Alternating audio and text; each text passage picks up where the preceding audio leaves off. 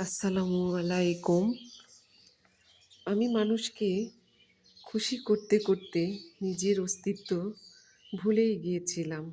ভেবেছিলাম ভালোবাসা দিলে বোধহয় ভালোবাসা পাওয়া যায়।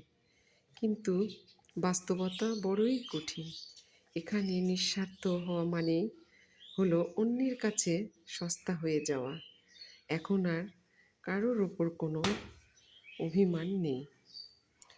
তো আজকে পুঁই শাকের এই যে গাছগুলো কেটে ফেলে দিচ্ছি, আর কিছু কিছু খাওয়ার জন্য নিলাম, কারণ এগুলো শুকিয়ে গিয়েছে। পুঁই শাকের গাছগুলোন বিচিগুলোন হচ্ছে কিন্তু শুকিয়ে যাচ্ছে, খরা হয়ে গেছে তো। আর উপরে প্রচুর ধুলা পড়ছে পাতার উপরে, এগুলো খাওয়া যাবে না। যেটা যেটা খাওয়া যাবে সেগুলো আবার নিলাম।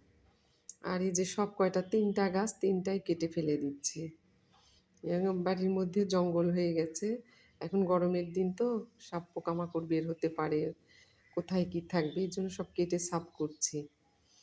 তো এখন এই গাছগুলো কেটে সমস্ত ঠিকই করে ফেলে দিব। আল্লাহ হাফেজ।